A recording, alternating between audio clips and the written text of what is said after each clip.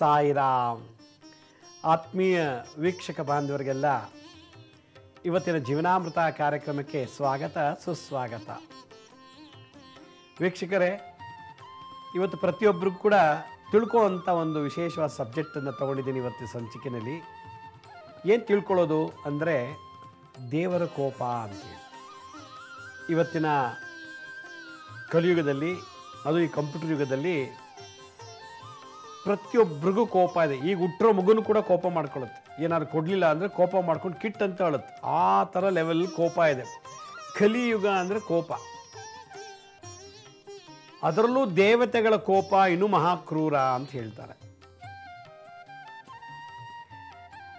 ಒಂದು ಮಗು ಕೋಪ ಮಾಡಿಕೊಂಡ್ರೆ ಸಮಾಧಾನ ಪಡಿಸೋಕ್ಕೆ ನಾವು ಎಷ್ಟು ಆಟ ಆಡಬೇಕು. ಚಾಕ್ಲೇಟ್ ತಂದು ಕೊಡಬೇಕು, ಇಲ್ಲ ಆಟದ ಬೊಂಬೆ ಕೊಡಬೇಕು, ಇಲ್ಲ ಅದಕ್ಕೆ ಇಷ್ಟವಾದ ಏನಿದೆಯೋ ಅದು ಕೊಟ್ಟಾಗ ಅದು ಕೋಪ ಶಮನ ಆಗುತ್ತೆ, ಶಾಂತಿ ಆಗುತ್ತೆ. ಆಗ ಅದು ನಮ್ಮ ಜೊತೆ ಹೊಂದ್ಕೊಳ್ಳುತ್ತೆ. ಒಂದು ಮಗುಗೆ ಕೊಡಬೇಕಾದದ್ದು ಕೊಡಲಿಲ್ಲ ಅನ್ನೋದು ತುಂಬ ಕೋಪ ಮಾಡ್ಕೊಂಡು ಮುನಿಸ್ಕೊಂಡ್ಬಿಡುತ್ತೆ. ನಮ್ಮ ಹತ್ರ ಮಾತಾಡಲ್ಲ, ನಮ್ಮ ಜೊತೆ ಸ್ಪಂದಿಸಲ್ಲ. ಅದಕ್ಕೇನು ಕೊಡಬೇಕು ಕೊಟ್ಟರೆ ನಮ್ಮ ಜೊತೆ ಒಗ್ಗುತ್ತೆ, ಆರಾಮಾಗಿ ನಮ್ಮ ಜೊತೆ ಸ್ಪಂದಿಸುತ್ತೆ. ಮಕ್ಕಳಲ್ಲಾದರೆ ಅಪ್ಪ ನನಗೆ ಬೈಕೇ ಬೇಕು, ಇದು ಬೈಕ್ ಕೊಡಲಿಲ್ಲ ನಾನು ಕಾಲೇಜ್ಗೆ ಹೋಗಲ್ಲ ಅಂತಾನೆ ಮಗ. ಅಮ್ಮ ನನಗೆ ಲ್ಯಾಪ್ಟಾಪ್ ಬೇಕೇ ಬೇಕಮ್ಮ, ನೀನು ಕೊಡ್ಸಲ್ಲ ಅಂದರೆ ನಾನು ಕಾಲೇಜ್ಗೆ ಹೋಗಲ್ಲ ಅಂತೇಳಿ ಮಗಳು. ಯಾವಾಗ ಅವ್ರಿಗೆ ಏನು ಬೇಕೋ ಅದು ಕೊಡಿಸಿಲ್ಲ ಅಂದರೆ ಕೋಪ ಮಾಡ್ಕೋತಾರೆ, ನಮ್ಮ ಜೊತೆ ಮಾತಾಡೋದು ಬಿಟ್ಬಿಡ್ತಾರೆ, ಕಾಲೇಜ್ಗೆ ಹೋಗಲ್ಲ, ಸ್ಕೂಲ್ಗೆ ಹೋಗಲ್ಲ, ಅಥವಾ ನಾವು ಹೇಳೋ ಕೆಲಸ ಮಾಡಲ್ಲ. ನಮಗೂ ಅವ್ರಿಗೂ ಬಾಂಧವ್ಯ ಬ್ರೇಕ್ ಆಗುತ್ತೆ ಆ ಕೋಪದಿಂದ. ಅವಾಗೇನು ಮಾಡ್ತೀವಿ, ಮಗನಿಗೆ ಬೈಕ್ ತಗೊಡ್ತೀವಿ, ಅವ್ನು ಕಾಲೇಜ್ಗೆ ಹೋಗಿ ಶುರು ಮಾಡ್ತಾನೆ, ಮಗಳಿಗೆ ಏನು ಬೇಕೋ. ಹೀಗೆ ನಮ್ಮ ಮಕ್ಕಳಿಗೆ ನಾವು ಏನು ಬೇಕು ಅಂತ ಕೇಳಿದಾಗ ಕೊಡಿಸ್ಲಿಲ್ಲ ಅಂದಾಗ ಕೋಪ ಬರುತ್ತೆ. ನಮ್ಮನ್ನು ಕೆಟ್ಟ ನೋಡ್ತಾರೆ, ಬೈತಾರೆ, ಇನ್ನೂ ಮಿತಿ ಮೀರ್ತಂದರೆ ಅಪ್ಪ ಅಮ್ಮನಿಗೆ ಹೊಡಿತಾರೆ ಮಕ್ಕಳು, ಸಿಕ್ಕಿದ್ದು ಬಿಸಾಕ್ತಾರೆ ಮನೆಯಲ್ಲಿ. ಮೊಂಡತನ, ರೌಡಿಸಮ್ಮು ಇವೆಲ್ಲ ನಡೆಯುತ್ತೆ. ಅವ್ರನ್ನ ಶಾಂತಿ ಮಾಡಬೇಕು ಅಂದರೆ ಅವ್ರಿಗೇನು ಬೇಕೋ ಅದು ಕೊಟ್ಬಿಡ್ಬೇಕು. ಒಬ್ಬ ಮಗ ಇಂಜಿನಿಯರಿಂಗ್ ಓದ್ತಾ ಇದ್ದಾನೆ, ಅಲ್ಲೇನೋ ಗೊತ್ತಾಯ್ತು ಡ್ರಗ್ಸ್ ತೊಗೊಳಕ್ಕೆ ಶುರು ಮಾಡಿಬಿಟ್ಟಿದ್ದಾನೆ ಸವಾಸ ದೋಸ್ತಲ್ಲಿ. ಅವನಿಗೆ ದುಡ್ಡು ಕೊಡಲಿಲ್ಲ ಅಂದರೆ ಟಿ ವಿ ಹೊಡೆದಾಕ್ತಾನೆ, ಅಮ್ಮನಿಗೆ ಹೊಡಿತಾನೆ, ಅಪ್ಪನಿಗೆ ಹೊಡಿತಾನೆ, ಡೈನಿಂಗ್ ಟೇಬಲ್ ಹೊಡೆದಾಕ್ದ. ಇದೆಲ್ಲ ಹಾಳು ಮಾಡೋ ಬದಲು ತೊಗೊಂತ ₹100 ಕೊಟ್ಬಿಟ್ರೆ ಅವನಿಗೆ ಡ್ರಗ್ಸ್ ತೊಗೊಂಬಂದು ಮನೇಲಿ ಕೂತ್ಕೊಂಡು ಡ್ರಗ್ಸ್ ತೊಗೋತಾನೆ. ಆಗ ಅವನು ಶಾಂತಿ, ಇವರು ಶಾಂತಿಯಾಗಿರ್ತಾರೆ. ನೋಡಿ, ಕೋಪಕ್ಕೆ ಪರಿಹಾರ ಇದೆ. ಏನೋ ಒಂದು ಕೊಡಬೇಕು, ಕೊಟ್ಟಾಗ ಕೋಪ ನಿಂತೋಗ್ಬಿಡುತ್ತೆ. ಒಬ್ಬ ವ್ಯಕ್ತಿ ಇವತ್ತಿನ ಸಮಾಜದಲ್ಲಿ ಅವನಿಗೇನು ಬೇಕೋ ಏನು ಸಿಕ್ಕಿಲ್ವೋ ಅದು ಇಲ್ಲ ಅಂದಾಗ ಜನಗಳಿಗೆ ಬೈತಾನೆ, ಹೊಡಿತಾನೆ, ನಿಷ್ಠುರ ಮಾಡ್ತಾನೆ, ದ್ವೇಷಿಸ್ತಾನೆ. ದ್ವೇಷ ಜೊತೆಗೆ ಇನ್ನಿತರೆ ಚಟುವಟಿಕೆಗಳು, ಮಾಟ ಮಂತ್ರ ಮಾಡಿಸ್ಬೋದು, ಕೊಲೆ ಮಾಡಿಸ್ಬೋದು, ಕೈಕಾಲು ಮುರಿಸ್ಬೋದು, ಮಾನ ಮರ್ಯಾದೆ ಹೋಗೋ ಥರ ಕೂಗಾಡ್ಬೋದು ಬೀದಿಲಿ ಬಂದು. ಏನು ಅವನು ಕೋಪ ಶಾಂತಿ ಆಗಲಿಕ್ಕೆ ಏನೋ ಒಂದು ಮಾಡ್ತಾನೆ. ಕೊಲೆ ಮಾಡ್ಬೋದು, ಹೊಡಿಬೋದು, ಕೈಕಾಲು ಮುರಿಬೋದು. ಅವನ ಕೋಪ ಶಾಂತಿ ಆಗೋಕ್ಕೆ ಏನೋ ಒಂದು ಮಾಡ್ತಾನೆ. ಇದು ಇವತ್ತಿನ ನಮ್ಮ ಬದುಕಿನ ಒಂದು ವೈಶಿಷ್ಟ್ಯತೆ. ದೇವತೆಗಳ ಕೋಪ ನೀವು ಹೆಂಗೆ ತೀರಿಸ್ತೀರಾ? ಒಂದು ಮಗು ಹತ್ರ ಚಾಕ್ಲೇಟ್ ಕೊಡ್ತೀರಾ, ಬೊಂಬೆ ಕೊಡ್ತೀರಾ, ಸಮಾಧಾನ ಆಗುತ್ತೆ. ಮಗನಿಗೆ ಬೈಕೋ, ಮಗಳಿಗೆ ಲ್ಯಾಪ್ಟಾಪೋ ಏನೋ ತಗೊಡ್ತೀವಿ, ಸುಮ್ಮನೆ ಆಗ್ಬಿಡ್ತಾರೆ. ಅವ್ನಿಗೇನು ಕೊಡಬೇಕೋ ಕೊಟ್ಟರೆ ಸುಮ್ಮನೆ ಆಗ್ಬಿಡ್ತಾನೆ. ಅವ್ನು ಲಂಚ ಕೊಟ್ಟರೆ ಕೆಲಸ ಮಾಡ್ತಾರೆ, ಲಂಚ ಕೊಡಲಿಲ್ಲ ಕೋಪ, ಆ ಫೈಲೇ ಮೂವ್ ಮಾಡಲ್ಲ. ಹೀರೋ ಬರೋದನ್ನೆಲ್ಲ ಕಾನೂನು ಹಾಕ್ಬಿಟ್ಟು ಅವ್ನು ಹಂಗೆ ಸ್ಟಾಪ್ ಮಾಡಿ ಕೆಲಸನ ಬಂದ್ ಮಾಡಿಬಿಡ್ತಾನೆ ಆ ಕೋಪದಿಂದ. ಲಂಚ ಕೊಟ್ಟರೆ ಎಲ್ಲ ಸರಿ ಹೋಗುತ್ತೆ. ದೇವ್ರಿಗೆ ಹೆಂಗೆ ಮಾಡ್ತೀರಿ? ದೇವತೆಗಳ ಕೋಪ. ದೇವತೆಗಳ ಕೋಪ ಅಂತಂದ್ರೇನು? ನಮ್ಮ ಕುಲದೇವಿ ಅಥವಾ ಕುಲದೇವರ ಆರಾಧನೆ ನಿಂತೋಗಿದ್ರೆ ಅವ್ರಿಗೆ ಪ್ರತಿ ವರ್ಷ ಮಾಡುವಂಥ ಸೇವಾ ಕೈಂಕರ್ಯ ಕಪ್ಪ ಕಾಣಿಕೆಗಳನ್ನು ಕೊಡದೆ ನಾವು ಆರಾಮಾಗಿ ಬದುಕು ನಡೆಸ್ತಿದ್ರೆ ದೇವತೆಗಳು ಕೋಪ ಜಾಸ್ತಿಯಾಗಿ ನಮ್ಮ ಭವಿಷ್ಯದಲ್ಲಿ, ನಮ್ಮ ಬದುಕಿನಲ್ಲಿ, ನಮ್ಮ ಜೀವನದಲ್ಲಿ ಹಲವಾರು ಕಷ್ಟ ಕಾಪಣ್ಯಗಳನ್ನು ತಂದಿಟ್ಟುಬಿಡ್ತಾರೆ. ಆದ್ದರಿಂದ ಇವತ್ತಿನ ಸಂಚಿಕೆಯಲ್ಲಿ ಕುಲದೇವಿ ಕುಲದೇವರ ಕೋಪ ನಿವಾರಣೆ ಮಾಡೋದು ಹೇಗೆ ಅಂತ ಹೇಳ್ಕೊಡ್ತೀನಿ ನಾನು. ಬಹುಶಃ ಈ ಒಂದು ಇಂಟ್ರಡಕ್ಷನ್, ಈ ಒಂದು ಪೀಠಿಕೆ ನಿಮ್ಗೆ ಅರ್ಥ ಆಗಿರ್ಬೋದು. ನಮಗೆ ಕುಲದೇವಿನೇ ಗೊತ್ತಿಲ್ಲ, ನಮ್ಮ ವಂಶದ ಗಂಡದೇವರು ಕುಲದೇವನೇ ಗೊತ್ತಿಲ್ಲ, ಅದೇಂಗೆ ಕೋಪ ಮಾಡ್ಕೊಂಡ್ಬಿಡ್ತಾನೆ? ನೀವು ಗೊತ್ತಿಲ್ಲ, ಆದರೆ ನಿಮ್ಗೆ ಒಂದು ಕುಲದೇವಿ ಇದ್ದಾರೆ, ಒಂದು ಕುಲದೇವ ಇದ್ದಾನೆ. ಮನುಶ್ರುತಿ ಏನು ಹೇಳುತ್ತೆ ಅಂದರೆ, ಒಂದು ಆತ್ಮ ಅಂದರೆ ಒಂದು ಹೆಣ್ಣಾಗಲಿ ಗಂಡಾಗಲಿ ಒಂದು ಆತ್ಮ, ಇಲ್ಲಿ ಲಿಂಗ ಮಾತಾಡ್ತಿಲ್ಲ, ಗಂಡಸು ಹೆಂಗಸು ಅಂತ ಮಾತಾಡ್ತಿಲ್ಲ, ಆತ್ಮ. ಒಂದು ಆತ್ಮಕ್ಕೆ ಒಂದು ತಾಯಿ, ಜನ್ಮ ಕೊಡಲಿಕ್ಕೆ ಒಂದು ತಾಯಿ ಬೇಕು.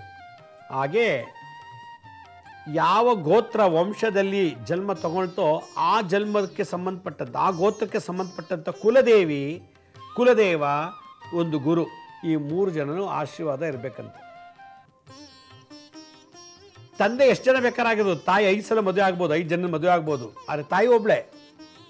ಈ ಗಂಡ ಸರಿ ಇಲ್ಲ ಬಿಟ್ಲು, ಇನ್ನೊಬ್ಬರು ಮದುವೆ ಮಾಡ್ಕೋತಾಳೆ. ಅವನು ಸರಿ ಇಲ್ಲ, ಇನ್ನೊಬ್ಬರು ಮದುವೆ ಮಾಡ್ಕೋತಾಳೆ. ಅವನು ಸರಿ ಇಲ್ಲ, ಇನ್ನೊಬ್ಬ ಮಾಡ್ಕೋತಾಳೆ. ಆದರೆ ತಾಯಿ ಒಂದೇ ಆ ಮಗುಗೆ. ಆ ಮಗುಗೆ 5 ಜನ ತಂದೆ ಇರ್ಬೋದು, ತಾಯಿ ಒಬ್ಳೆ. ಹಾಗೆ ಆ ಗೋತ್ರ ವಂಶಕ್ಕೆ ಒಂದೇ ಹೆಣ್ಣು ದೇವರು, ಒಂದೇ ಗಂಡ ದೇವರು, ಕುಲದೇವ ಕುಲದೇವಿ, ಮತ್ತು ಒಬ್ಬರೇ ಆಚಾರ್ಯ, ಗುರುಗಳು. ಆದ್ದರಿಂದ ಮಾತೃ ಕ್ರೋಧ, ತಾಯಿ ಕೋಪ ಇರಬಾರ್ದು, ಕುಲದೇವಿ ಕುಲದೇವರ ಕೋಪ ಇರಬಾರ್ದು, ಗುರುವಿನ ಕೋಪ ಇರಬಾರ್ದು. ಈ 4 ಜನ ಕೋಪ ನಮ್ಮ ಜಾತಿಯಲ್ಲಿ ಕಾಣ್ತು ಅಂದರೆ ಅವನು ಭಿಕ್ಷುಕನಾಗ್ತಾನೆ, ದರಿದ್ರನಾಗ್ಬಿಡ್ತಾನೆ, ಚಂಡಾಳನಾಗ್ಬಿಡ್ತಾನೆ ಅಂತ ಜ್ಯೋತಿಷ್ಯ ಶಾಸ್ತ್ರ ಹೇಳ್ತದೆ. ಅದಕ್ಕೆ ದೇವತಾ ಶಾಪಗಳು, ಶಾಪ ಅಂದರೆ ಕೋಪ. ಇವತ್ತಿನ ಮಾಡರ್ನ್ ಯುಗದಲ್ಲಿ ಇಂಟರ್ ಕ್ಯಾಸ್ಟ್ ಮ್ಯಾರೇಜ್ ಜಾಸ್ತಿ ಆಗ್ತಿದೆ, ಅಂತರ್ಜಾತಿ ವಿವಾಹ ಜಾಸ್ತಿ ಆಗಿಬಿಟ್ಟು ನಮ್ಮ ಕುಲದೇವಿ ಯಾರು ಗೊತ್ತಿಲ್ಲ, ಕುಲದೇವ ಯಾರು ಗೊತ್ತಿಲ್ಲ, ಅವ್ರಿಗೆ ಸೇವೆ, ನಮ್ಮ ತಾತ ಮುತ್ತಾತಂದಿರೆಲ್ಲ ಆ ದೇವಿಗೆ ಸೇವೆ ಮಾಡ್ತಿದ್ರು, ಕುಲದೇವಿಗೆ ಸೇವೆ ಮಾಡ್ತಾಯಿದ್ರು. ಈಗ ಅವೆಲ್ಲ ನಿಂತೋಗಿರೋದ್ರಿಂದ ಅಂಗವಿಕಲ ಮಕ್ಕಳು ಹುಡ್ತಾ ಇದ್ದಾರೆ, ಮೈ ತುಂಬ ರೋಗ, ದರಿದ್ರ, ಅಲ್ಪ ಆಯುಷ್ಯು, ಊಟಕ್ಕಿಲ್ಲ, ಬಟ್ಟೆಗಿಲ್ಲ, ಇರಕ್ಕೆ ಮನೆ ಇಲ್ಲ, ವಾಸಕ್ಕೆ ಜಾಗ ಇಲ್ಲ. ಈ ಥರದ ದೋಷಗಳು ಇತ್ತೀಚೆಗೆ ಭಾಳಷ್ಟು ಕಾಣ್ತದೆ. ಕಾರಣ ನಮ್ಮ ಕುಲದೇವಿ ಕುಲದೇವರ ಕೋಪ. ನಮ್ಮ ವಂಶದ ಕುಲದೇವಿ ಯಾರು ಅಂತ ಗೊತ್ತಿಲ್ಲ. ಈಗ ಒಂದು ಹುಡುಗಿ ಬೇರೆ ಕ್ಯಾಸ್ಟು, ಹುಡುಗನೂ ಬೇರೆ ಕ್ಯಾಸ್ಟು. ಹುಡುಗ ಈ ಹುಡುಗಿನ ಲವ್ ಮಾಡ್ತಾನೆ. ಲವ್ ಮಾಡಿದ್ಮೇಲೆ ಇವಳೇನು ಮಾಡಿದ್ಲು, ಈ ಗೋತ್ರಕ್ಕೆ ಬಂದಂಗಾಯಿತು, ಗಂಡನ ಮನೆಯೇ ಬಂದಂಗಾಯಿತು. ತಾನು ಹುಟ್ಟು ಬೆಳೆದ ಮನೆಗಿಂತ ಗಂಡನ ಮನೆಗೆ ಬಂದ ಮೇಲೆ ಆ ಗಂಡನ ಮನೆ ದೇವತೆ ಯಾರು, ದೈವ ಯಾರು, ಗಂಡ ದೇವರು ಯಾರು, ಹೆಂಡತಿ ಯಾರು, ಈ ತಿಳ್ಕೊಳ್ಬೇಕು. ಈ ಹುಡುಗಿ ತಿಳ್ಕೊಂಡು ಆರಾಧ್ಯ ಮಾಡಲಿಲ್ಲ ಅಂದರೆ ಭಾಳ ಕಷ್ಟ ಆಗತ್ತೆ. ಒಂದು, ನಮ್ಮಲ್ಲಿ ಹಿರಿಯವರು ಇರ್ತಾರೆ, ತಂದೆ ಅಜ್ಜ ಅಥವಾ ಯಾರು, ಅವ್ರನ್ನ ಕೇಳಬೇಕು ನಾವು, ನಮ್ಮ ಗೋತ್ರದಲ್ಲಿ ವಂಶದ ಪರಂಪರೆಯಲ್ಲಿ ಯಾವ ಹೆಂಡತಿಯವ್ರನ್ನ ಪೂಜೆ ಮಾಡ್ತಿದ್ವಿ, ಯಾವ ಗಂಡ ದೇವ್ರಿಗೆ ನಾವು ನಡ್ಕೋತಾ ಇದ್ವಿ, ಪೂಜೆ ಮಾಡ್ತಿದ್ವಿ. ಈ 2 ಅಂಶ ಮುಂಚೆ ತಿಳ್ಕೋಬೇಕು. ತಂದೆ ತಾಯಿಗಳು ಮಕ್ಕಳಿಗೆ ಹೇಳ್ಕೊಡ್ಬೇಕು, ಮಕ್ಕಳ ನಮ್ಮ ವಂಶದ ಹೆಣ್ಣು ದೇವರು ಇವರು, ನಮ್ಮ ವಂಶದ ಗಂಡ ದೇವರು ಇವರು ಅಂತ ಮಕ್ಕಳಿಗೆ ಗುರುತಿಸ್ಬೇಕು, ಹೇಳ್ಕೊಡ್ಬೇಕು. ನಿಮಗೆ ಗೊತ್ತಿಲ್ಲ ಅಂದರೆ, ಮಕ್ಕಳಿಗೂ ಗೊತ್ತಿಲ್ಲ ಅಂದರೆ ಮಕ್ಕಳೇ ನಿಮಗೆ ವೈರಿ ಆಗ್ತಾರೆ. ಯಾಕೆಂದರೆ ಕುಲದೇವಿ ಕುಲದೇವರ ಆರಾಧನೆ ನಿಂತೋಗಿದೆ, ಅವರು ಕೋಪಿಸ್ಕೊಂಡಿದ್ದಾರೆ. ಒಬ್ಬರಿಗೆ ಫ್ಯಾಮಿಲಿ ಡಾಕ್ಟರ್ ಇರ್ತಾರೆ, ಒಬ್ಬ ಫ್ಯಾಮಿಲಿಗೆ ಲಾಯರ್ ಅಡ್ವೊಕೇಟ್ ಇರ್ತಾರೆ, ಒಬ್ಬ ಫ್ಯಾಮಿಲಿಗೆ ಗುರು ಇರ್ತಾರೆ. ಹಾಗೆ ಒಂದು ವಂಶಕ್ಕೆ ಕುಲದೇವಿ ಕುಲದೇವ ಇರ್ತಾರೆ. ಅವ್ರನ್ನ ನಾವು ಸೇವಾ ಕೈಂಕರ್ಯಗಳನ್ನು ಮರ್ತುಬಿಟ್ಟಿದ್ರೆ ಅಲ್ಪಾಯುಷ ಮಕ್ಕಳು ಹುಡ್ತಾರೆ, ರೋಗಿಷ್ಠ ಮಕ್ಕಳು ಹುಡ್ತಾರೆ, ಇಲ್ಲ ಮದುವೆ ಆದ ತಕ್ಷಣ ಮನೆಯೊಳಗೆ ಹಲವಾರು ರೀತಿ ಸಾವುಗಳಾಗ್ತದೆ. ಒಬ್ಬರು ಅಷ್ಟಮಂಗಳ ಪ್ರಶ್ನೆ ಮಾಡಿದಾಗ, ತಾಂಬೂಲ ಪ್ರಶ್ನೆನೂ ಮಾಡಿದಾಗ ಕುಲದೇವಿ ಕುಲದೇವರ ಆರಾಧನೆ ನಿಂತೋಗಿದೆ ಅಂತ. ಯಾಕೆಂದರೆ ಹೆಣ್ಣು ಕ್ರಿಶ್ಚಿಯನ್ ಹುಡುಗಿ, ಗಂಡು ಹಿಂದೂ. ಯಾವಾಗ ಈ ಕ್ರಿಶ್ಚಿಯನ್ ಹುಡುಗಿ ಗಂಡು ಹುಡುಗನ ಮದುವೆ ಮಾಡ್ಕೊಂಡ್ಲೋ, ಅವಳು ಅವ್ರ ಮನೇಲಿ ದೀಪ ಹಚ್ಚೋದು ಬಿಟ್ಬಿಟ್ಲು. ಗಂಡನಿಗೆ ದೇವಸ್ಥಾನಕ್ಕೆ ಹೋಗೋದು ಕಳಿಸ್ತಿರ್ಲಿಲ್ಲ. ಮಕ್ಕಳಾಯಿತು, ಮಕ್ಳಿಗೂ ಕೂಡ ಚರ್ಚ್ಗೆ ಹೋಗ್ಬೇಕು ಅಂತಾಳೆ. ಗಂಡನ ಮನೆಗೆ ಬಂದ ಮೇಲೆ ಅವಳು ಗಂಡನ ಸಂಪ್ರದಾಯ ಪಾಲನೆ ಮಾಡಬೇಕು. ಹೀಗಾಗಿ ಅವಳು ಮದುವೆ ಮಾಡ್ಕೊಂಡು ಬಂದಮೇಲೆ ಗಂಡ ಅವರ ಕುಲದೇವರ ದರ್ಶನಕ್ಕೆ ಹೋಗೋದೊಂದು ಪದ್ಧತಿ ಇದೆ ಮದುವೆ ಆದಮೇಲೆ ಅವರ ವಂಶದಲ್ಲಿ. ಮದುವೆ ಆದ ತಕ್ಷಣ, ಮದುವೆ ಆದ ಒಂದು ವಾರಕ್ಕೆ ಮದುವೆ ಆದ ಹೆಣ್ಣು ಗಂಡು ಆ ಕುಲದೇವಿಗೆ ಹೋಗಿ ಮಡ್ಲಕ್ಕಿ ಕೊಟ್ಟು ಭಾಗನ ಕೊಟ್ಟು ಕುಲದೇವ್ರಿಗೆ ಹೋಗಿ ಪೂಜೆ ಮಾಡಿಸ್ಕೊಂಬರೋ ಸಂಪ್ರದಾಯ ಆ ವಂಶದಲ್ಲಿ ನಡೆದು ಬಂದಿದೆ. ಇವನು ಕ್ರಿಶ್ಚಿಯನ್ ಹುಡುಗಿ ಮದುವೆ ಆಗಿದ್ದಾನೆ, ಹೋಗಿಲ್ಲ ಅವನು. ಇವಳು ಹೋಗೋಕೆ ಬಿಟ್ಟಿಲ್ಲ. ನಾವು ಅಲ್ಲೆಲ್ಲ ಬರಲಾರ್ರಿ, ನಮ್ಗೆ ಇಷ್ಟ ಆಗಲ್ಲ, ನಿಮ್ಮ ನಿಮ್ಮ ಹೆಣ್ಣು ದೇವರು ಗಂಡು ದೇವ್ರು ನಂಗೆ ಅವೆಲ್ಲ ಇಷ್ಟ ಇಲ್ಲ ಅಂಥೇಳಿ ಸರಿ ಲವ್ ಮಾಡಿ ಮದುವೆ ಮಾಡ್ಕೊಂಡಿದ್ದಾನಲ್ಲ, ಪ್ರೀತಿಗೆ ಆಯಿತು ಅಂತ ಮರ್ತೇ ಬಿಟ್ಟ. 1 ವರ್ಷ ಆಯಿತು, 2 ವರ್ಷ ಆಯಿತು, 3 ವರ್ಷ ಆಯಿತು, 4 ವರ್ಷ ಆಯಿತು, ಮಕ್ಕಳೇ ಆಗ್ತಿಲ್ಲ. ಯಾಕಂದ್ರೆ ಅವ್ರ ಮೇಲೆ ಪದ್ಧತಿ ಇದೆ.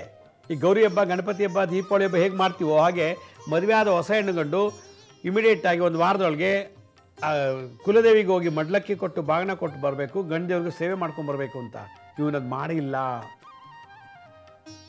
4 ಸಲ ಅಬಾರ್ಷನ್ ಆಗಿದೆ. ಯಾಕೆ? ಹೆಂಡ್ತಿ ಕರ್ಕೊಂಡು ಹೋಗೋಕೆ ಇವ್ನಿಗೆ ಆಸೆ, ಹೆಂಡ್ತಿ ಬರ್ತಿಲ್ಲ. ಹೆಂಡ್ತಿ ಬರ್ತಿಲ್ವಲ್ಲ ಅಂತೇಳಿ 4 ವರ್ಷದಿಂದ ಕುಲದೇವರಿಗೆ ಹೋಗಿಲ್ಲ. ಅಷ್ಟಮಂಗಳ ಪ್ರಶ್ನೆಯಲ್ಲಿ ಕುಲದೇವಿಗೆ ಸೇವೆ ನಿಂತಿದೆ, ಕುಲದೇವರು ಸೇವೆ ನಿಂತಿದೆ, ಆದ್ದರಿಂದ ಸಂತಾನೋತ್ಪತ್ತಿ ಆಗ್ತಿಲ್ಲ ಅಂತ ಬಂತು. ಇದನ್ನೇ ಅಷ್ಟಕವರ್ಗ ನವಾಂಶ ಎಲ್ಲ ನೋಡಿದಾಗ ಕುಲದೇವರಿಗೆ ಸಲ್ಲಿಸಬೇಕಾದಂಥ ಆ ವಂಶದ ಕುಡಿ ಇವನು ಕಪ್ಪ ಕಾಣಿಕೆ, ಅರಿಕೆ ಅದು ಒಂದು ವರ್ಷಕ್ಕೊಂದ್ಸಲ ಇದು ಕೊಡಬೇಕು ಅನ್ನೋದೊಂದು ಇತ್ತು ಅವರ ವಂಶದಲ್ಲಿ. ಅದನ್ನು ಕೊಟ್ಟಿಲ್ಲ. ಯಾಕೆಂದರೆ ಹೆಂಡ್ತಿ ಬಿಡ್ತಿಲ್ಲ.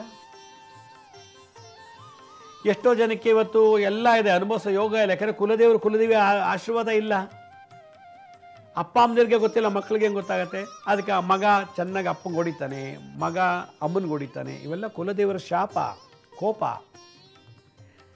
ಮನೇಲಿ ರಾದ್ದಾಂತ, ದಿನಾ ಮನೇಲಿ ಗಲಾಟೆ, 2 ಸಲ ಮದುವೆ, 3 ಸಲ ಮದುವೆ, ಡೈವರ್ಸ್ ಆಗೋದಲ್ದಕ್ಕಲ್ದೇ ಕೋರ್ಟು, ಪೊಲೀಸ್ ಸ್ಟೇಷನು, ಜೈಲು ಇವೆಲ್ಲ ಯಾಕೆ ಹೋಗ್ತಾರಂದರೆ ಕುಲದೇವರ ಶಾಪ, ಕುಲದೇವಿ ಶಾಪ ಅದು ಕೋಪ. ಇದು ನೆನ್ನೆ ಮೊನ್ನೆ ಬಂದಂಥ ಪದ್ಧತಿ ಅಲ್ಲ. ಇದು ನಮ್ಮ ರಕ್ತ, ನಮ್ಮ DNA, ಡಿಆಕ್ಸಿರೈಬೋನ್ಯೂಕ್ಲಿಕ್ ಆ್ಯಸಿಡ್, ಅದು ಪರಂಪರೆಯಿಂದ ಬಂದಂಥದ್ದು. ಅದನ್ನು ಬ್ರೇಕ್ ಮಾಡೋಂಗಿಲ್ಲ. ಯಾಕೆಂದರೆ ಈಗ ಕಣ್ಣಿಗೆ ಡಾಕ್ಟ್ರಿಗೆ ಕಣ್ಣಿನ ಪೇಷಂಟ್ ಹೋಗ್ತಾರೆ, ಹೊಟ್ಟೆ ಇದು ಮೂಳೆ ಡಾಕ್ಟ್ರಿಗೆ ಮೂಳೆ ಡಾಕ್ಟರ್ ಹತ್ರಕ್ಕೆ ಹೋಗ್ತಾರೆ, ಮೂಳೆ ನೋವಿರೋರು. ಕಣ್ಣು ಕಿವಿ ಮೂಗು ಗಂಟ್ಲಿಗೆ ENT ಡಾಕ್ಟರ್ ಹತ್ರನೇ ಹೋಗ್ತಾರೆ. ಹಾಗೆ ಇಂತಿಂಥ ಗೋತ್ರದವರು ಇಂತಿಂಥ ದೇವರ ಹತ್ರಕ್ಕೆ ಹೋಗಿ ಪರಿಹಾರ ಮಾಡ್ಕೋಬೇಕು ಅಂತ ಸಂಪ್ರದಾಯ ನಮ್ಮ ಸನಾತನ ಧರ್ಮದಲ್ಲಿ ಬಂದ್ಬಿಟ್ಟಿದೆ. BCom ಓದೋರು ಒಂದು ಕಡೆ, BA ಓದಿರೋ ಒಂದು ಕಡೆ, ಸೈನ್ಸ್ ಗ್ರಾಜ್ಯುಯೇಟ್ಸ್ ಒಂದು ಕಡೆ. ಹಾಗೆ ಜಗತ್ತಿನಲ್ಲಿ ಈ 330 ಕೋಟಿ ದೇವತೆಗಳನ್ನು ಡಿವೈಡ್ ಮಾಡಿ ಇಂತಿಂಥ ಅಂಶಕ್ಕೆ ನೀವು ನೋಡ್ಕೊಡ್ರಪ್ಪ ಅಂತ ದೇವತೆಗಳಿಗೆ ಅಸೈನ್ ಮಾಡಿದ್ದಾನೆ ಭಗವಂತ. ಈ ಥರ ಕ್ಷತ್ರಿಯರು ಈ ಚಿತ್ರ ಬಂದು ಅಂತವ್ರಿಗೆ ಈ ದೇವರನ್ನ ಪೂಜೆ ಮಾಡಬೇಕು ಅಂತ.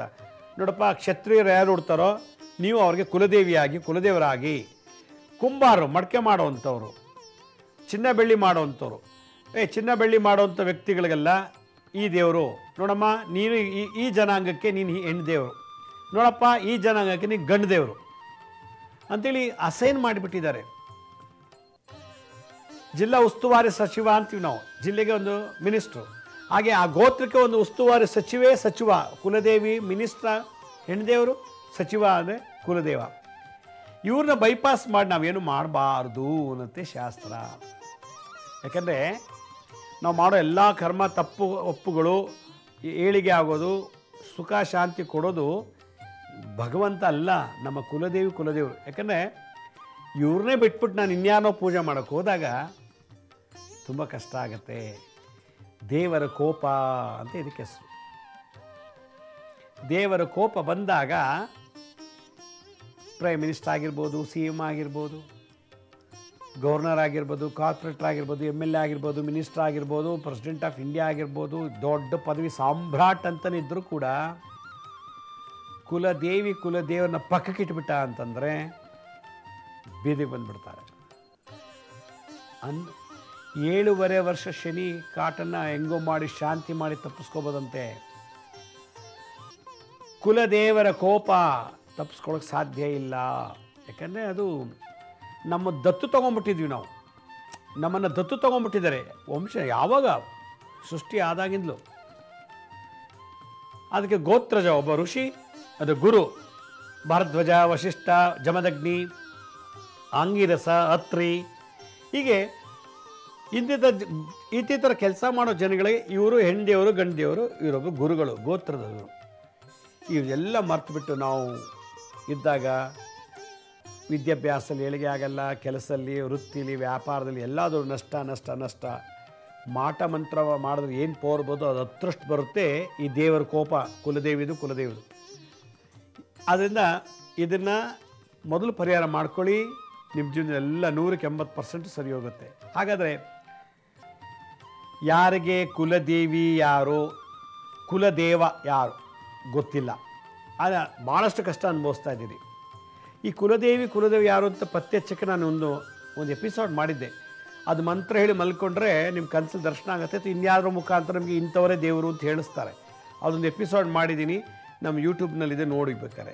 ಕುಲದೇವಿ ಯಾರು ಗೊತ್ತಿದ್ದರೂ ಕೂಡ ನೀವು ಆಗಾಗ ಹೋಗ್ತಿಲ್ಲ ಸನ್ನಿಧಾನಕ್ಕೆ.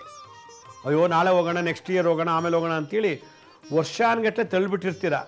ಕುಲದೇವಿ ಗೊತ್ತು, ಕುಲದೇವನು ಗೊತ್ತು, ಆದರೆ ಸೇವೆ ಮಾಡ್ತಿಲ್ಲ ಹೋಗಿ. ಕೆಲವರು ಮಕ್ಕಳು ಹುಟ್ಟಿದ್ರೆ ಅಲ್ಲೇ ಹೋಗಿ ಮುಡಿ ಕೊಡ್ತಾರೆ, ಕೂಲು ತೆಗೆಸ್ತಾರೆ, ಅಲ್ಲೇ ಅಕ್ಷರಾಭ್ಯಾಸ ಮಾಡಿಸ್ತಾರೆ, ಅಲ್ಲಿಗೆ ಕಿವಿ ಚುಚ್ಚಿಸ್ತಾರೆ. ಹೀಗೆ ಕೆಲವು ಸಂಪ್ರದಾಯ ಕುಲದೇವರ ಆಶೀರ್ವಾದದಲ್ಲಿ ನಡೆಯುತ್ತದೆ, ಅದು ಬಿಟ್ಬಿಟ್ಟಿರ್ತಾರೆ.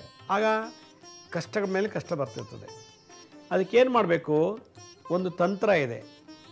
ರಾವಣ ಒಂದು ಕಡೆ ಒಂದು ತಂತ್ರ ಹೇಳ್ತಾರೆ, ಉಡ್ಡೀಶ ತಂತ್ರ ಸಾರದಲ್ಲಿ. ಒಂದು ಚೊಂಬು ನೀರು ತೊಗೋಬೇಕು, ಶುದ್ಧವಾದ ನೀರು ತೊಗೊಂಡು ಪೂರ್ವಕ್ಕೆ ಮುಖ ಮಾಡ್ಕೋಬೇಕು. ಶುದ್ಧವಾದ ನೀರು ಒಂದು ಚೊಂಬಲ್ಲಿ ಇಟ್ಕೊಂಡು ಸೂರ್ಯ ಉದಯ ಆದಮೇಲೆ, ಬೆಳಗಿನ ಜಾವ ಸೂರ್ಯ ಉದಯ ಆದ ಆ ಉದಯನ ಆಗ್ತಿದ್ದಂಗೆ ಕಣ್ಣಲ್ಲಿ ನೋಡಬೇಕು. ಆಗ್ತಾನೆ ಉದಯ ಆಗಿರೋದನ್ನ ಕಣ್ಣಲ್ಲಿ ನೋಡ್ಬೋದು, ಆಮೇಲೆ ನೋಡೋದು ಕಷ್ಟ.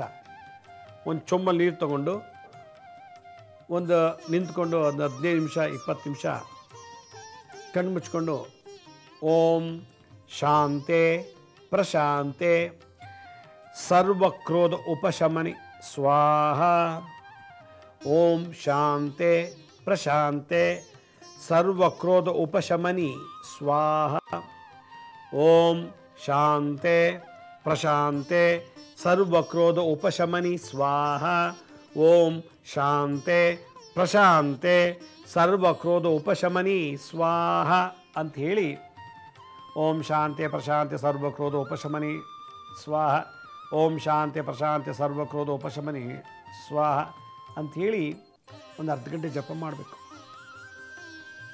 ಮಾಡಿಬಿಟ್ಟು ಅದೇ ನೀರಲ್ಲಿ ಮುಖ ತೊಳಿಬೇಕು. ಯಾವುದೋ ಆ ಮಂತ್ರ ಜಲದಲ್ಲಿ ಮುಖ ತೊಳೆದ್ಬಿಟ್ಟು ನಿಮ್ಮ ಮನೆ ದೇವ್ರ ಮನೆ ಬಂದು ಯಾರೂ ನೋಡಬಾರ್ದು. ಮುಖ ತೊಳೆದ ತಕ್ಷಣ ಸೀದಾ ಬಂದು ನಿಮ್ಮ ಮನೇಲಿ ಫೋಟೋ, ವಿಗ್ರಹ, ಕಳಶ ಏನಿಟ್ಟಿರ್ತೀರೋ ಅದನ್ನು ದರ್ಶನ ಮಾಡಬೇಕು. ಇದು ಪ್ರಾಶ್ಚಿತ್ತ. 21 ದಿವಸ ಬಿಡದೆ ಮಾಡಬೇಕು. ಆಗ ಯಾವ ದೇವರು ನಿಮ್ಮ ಮೇಲೆ ಕೋಪ ಮಾಡ್ಕೊಂಡಿದ್ದಾರೆ, ಯಾವ ಗಂಡ ದೇವರು ಪೂಜೆ ಪುರಸ್ಕಾರ ನಿಂತೋಗಿ ನಿಮ್ಮ ಮೇಲೆ ಕೋಪ ಮಾಡ್ಕೊಂಡಿದ್ದಾರೆ, ಇದೆಲ್ಲ ನಿಮಗೆ ಸ್ವಪ್ನದ ದರ್ಶನ ಆಗುತ್ತೆ. ಅಥವಾ ನಿಮ್ಮ ಬಂಧು ಬಳಗದವರೇ ಯಾರೋ ಬಂದು ನಿಮಗೆ ಏನೋ ಒಂದು ರೂಪದಲ್ಲಿ ಬಂದು ಇದ್ರ ಬಗ್ಗೆ ತಿಳುವಳಿಕೆ ಕೊಡ್ತಾರೆ. ನೋಡಪ್ಪ, ಇದು ಹೆಣ್ದೇವರು ಕಬ್ಬಾಳಮ್ಮ, ಇದು ಚನಕೇಶ್ವ ನಿಮ್ಮ ಮನೆ ದೇವರು, ಹಿಂದೆಲ್ಲ ನಡ್ಕೋತಾ ಇದ್ರು ಅಂಥೇಳಿ. ಆಗ ಗೊತ್ತಾಗತ್ತೆ. ಗೊತ್ತಿದ್ದು ಹೋಗಿಲ್ಲ ಅಂದರೆ ಇದು ದೊಡ್ಡ ತಪ್ಪು, ಅದನ್ನು ಮಾಡು. ಅದರಿಂದ ದೇವತೆ ಹತ್ರ ಪ್ರಾರ್ಥನೆ ಮಾಡಬೇಕು. ಅಮ್ಮ ತಪ್ಪಾಯಿತು, ಬಂದಿಲ್ಲ, ಬರ್ತೀನಿ ಅಂತೇಳಿ ಇಮಿಡಿಯೇಟಾಗಿ ಕುಲದೇವಿ ದರ್ಶನ ಮಾಡಿ, ಕುಲದೇವಿ ದರ್ಶನ ಮಾಡ್ತಾ ಬಂದರೆ ವ್ಯಾಪಾರ, ವ್ಯವಹಾರ, ಉದ್ಯೋಗ, ವಿದ್ಯಾಭ್ಯಾಸ ಎಲ್ಲ ಕ್ಷೇತ್ರದಲ್ಲೂ, ಆರೋಗ್ಯದಲ್ಲಿ, ಆಯುಷ್ಯಲ್ಲಿ ಎಲ್ಲವೂ ಅಭಿವೃದ್ಧಿ ಆಗುತ್ತೆ. ಇಲ್ಲಾಂದರೆ ವಂಶನೇ ಸರ್ವನಾಶ, ವಂಶ ನಿಂತೋಗುತ್ತೆ, ಬಂದ್ ಮಾಡಿಬಿಡ್ತಾರೆ. ಗಂಡು ಮಕ್ಕಳೇ ಕೊಡೋಲ್ಲ, ವಂಶ ಅಭಿವೃದ್ಧಿ ಆಗೋಕ್ಕೆ ಗಂಡು ಮಕ್ಕಳೇ ಕೊಡೋದಿಲ್ಲ. ಹೀಗೆ ದೇವತೆಗಳ ಕೋಪ ಈ ರೀತಿ ನಡೆಸ್ತದೆ, ಯಾರಿಗೂ ಗೊತ್ತಾಗಲ್ಲ. ಇದೆಲ್ಲ ಜಾತಕದಲ್ಲಿ ಗೊತ್ತಾಗತ್ತೆ, ಇಲ್ಲ ಅಷ್ಟಮಂಗಲ ತಾಂಬೂಲ ಪ್ರಶ್ನೆ ಗೊತ್ತಾಗುತ್ತೆ. ಜಾತಕದಲ್ಲಿ ನೋಡ್ಬೇಕು, ಯಾಕೆ ಹಿಂಗೆ ನಡೀತಿದ್ದಾರೆ, ಯಾಕೆ ಅಬರ್ಷಣ ಆಯಿತು, ಯಾಕೆ ಮದುವೆ ಆಗಿಲ್ಲ, ಯಾಕೆ ಮಕ್ಕಳಾಗ್ತಿಲ್ಲ, ಯಾಕೆ ಓದ್ತಾ ಇಲ್ಲ, ಯಾಕೆ ಬಿಸ್ನೆಸ್ ಕ್ಲಾಸು, ಯಾಕೆಲ್ಲ ಇದ್ದು ಕೂಡ ಒಳ್ಳೆ ಆರೋಗ್ಯ ಇಲ್ಲ. ದೇವತಾ ಕೋಪ, ಕುಲದೇವರ ಕೋಪ. ಈ ಕೋಪಕ್ಕೆ ಪ್ರಾಯಶ್ಚಿತ್ತ ಮಾಡ್ಕೊ. ಆಮೇಲೆ ಗೊತ್ತಾದಮೇಲೆ ಹೋಗಿ ಇಮಿಡಿಯೇಟಾಗಿ ಹೋಗಿ ಅದೇ ನಿಮ್ಮ ವಂಶ ಪಾರಂಪರ್ಯ ಅಭಿಷೇಕ ಮಾಡಿಸ್ತಿದ್ರಾ, ಅಥವಾ ಅನ್ನದಾನ ಮಾಡಿಸ್ತಿದ್ರಾ, ತುಲಾಭಾರ ಮಾಡಿಸ್ತಿದ್ರಾ, ಏನು ಸೇವೆ ಮಾಡ್ತಿದ್ರು ನಿಮ್ಮ ವಂಶದ ಹಿರಿಯರು, ಅವರ ಪ್ರಕಾರ ಅಕಸ್ಮಾತ್ ಅಷ್ಟು ಮಾಡೋಕ್ಕಾಗಲಿಲ್ಲ ಅಂದರೂ ಅವ್ರು 500 ರೂಪಾಯಿ ಖರ್ಚು ಮಾಡ್ತಿರು, ನಿಮ್ಮ ಹತ್ರ ಒಂದು 5 ರೂಪಾಯಿ ಆದರೂ ಉಂಡಿಗೆ ಹಾಕಿ ಕ್ಷಮೆ ಕೇಳಬೇಕು ಹೋಗಿ ಆ ಕುಲದೇವತೆ. ಆಗ ನೋಡಿ ನಿಮ್ಮದು ಗೇಟ್ ಓಪನ್ ಆಗುತ್ತೆ. ಇಲ್ಲಾಂದರೆ ಕುಲದೇವರ ಪೂಜಾ ಸೇವಾ ಕೈಂಕರ್ಯ ಸ್ಟಾಪ್ ಆಗಿದ್ದಾಗ ಲಾಕ್ ಆಗಿಬಿಡುತ್ತದೆ, ಗೇಟ್ ಲಾಕ್.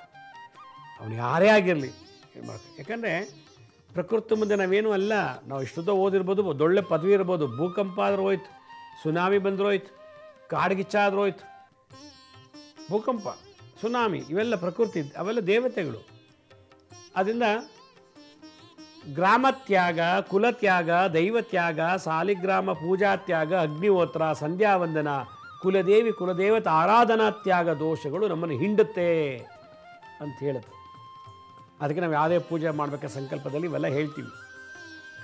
ಕುಲದೈವತೆ ಆರಾಧನಾ ತ್ಯಾಗ, ಕುಲದೇವತೆ ಆರಾಧನಾ ತ್ಯಾಗ, ವಾರ್ಷಿಕ ಸೇವಾ ಕೈಂಕರ್ಯ ತ್ಯಾಗ, ಸಂಧ್ಯಾವಂದನಾ ತ್ಯಾಗ, ಸಾಲಿಗ್ರಾಮ ಪೂಜಾ ತ್ಯಾಗ, ಅಗ್ನಿಹೋತ್ರ ತ್ಯಾಗ, ಎಲ್ಲ ತ್ಯಾಗನೇ ಬಿಟ್ಬಿಟ್ಟಿದ್ದೀವಿ. ಎಲ್ಲ ಬಿಟ್ಬಿಟ್ಟು ಆರಾಮಾಗಿ ಮಸ್ತ್ ಮಜಾ ಮಾಡ್ಕೊಂಡಿದ್ದೀವಿ.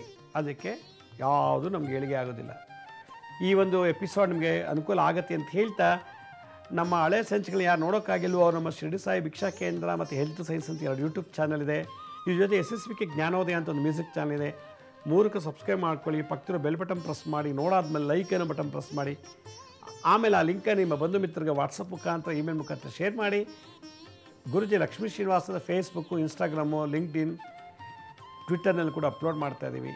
ಯಾರಿಗೆ ಅಪಾಯಿಂಟ್ಮೆಂಟ್ಸ್ ಬೇಕೋ ನಾನು ಸ್ಕ್ರೀನ್ ಮೇಲೆ ತೋರಿಸ್ತಾ ಇದ್ದೀನಿ ನೋಡಿ, www.lakshmisrinivas.in ಅಂತ ಲಾಗಿನ್ ಆಗಿ. ಯಾರು ಪ್ರಶ್ನೆ ಕೇಳಬೇಕು ಅವರೇ ಸ್ವತಃ ಬಂದರೆ ಒಳದು ಬರಬೇಕಾದ ಜಾತಕ ತೊಗೊಂಡು ಬನ್ನಿ. ಈ ಏನಾದರೂ ಕಾರ್ಯಕ್ಕೆ ಸಂಬಂಧಪಟ್ಟಂಥ ರಿಪೋರ್ಟ್ಸ್ ಇದ್ದರೆ ಅದು ತೊಗೊಂಡ್ಬಂದರೆ ಅದನ್ನು ನೋಡಿ ಪರಿಹಾರ ತಿಳಿಸ್ತೀವಿ ಅಂತ ಹೇಳ್ತಾ ಇವತ್ತೆಲ್ಲ ಸಂಚಿಕೆಯನ್ನು ಮುಗಿಸ್ತೀನಿ. ಇದೇ ರೀತಿ ನಾಳಿನ ಸಂಚಿಕೆಯಲ್ಲಿ ಮತ್ತೊಂದು ವಿಶೇಷವಾದಂಥ ಮಾಹಿತಿಯೊಂದಿಗೆ ತಮ್ಮನ್ನು ಭೇಟಿ ಮಾಡ್ತೀನಿ. ಅಲ್ಲಿವರೆಗೂ ನನ್ನ ನಮಸ್ಕಾರ. ಸಾಯಿರಾಮ್.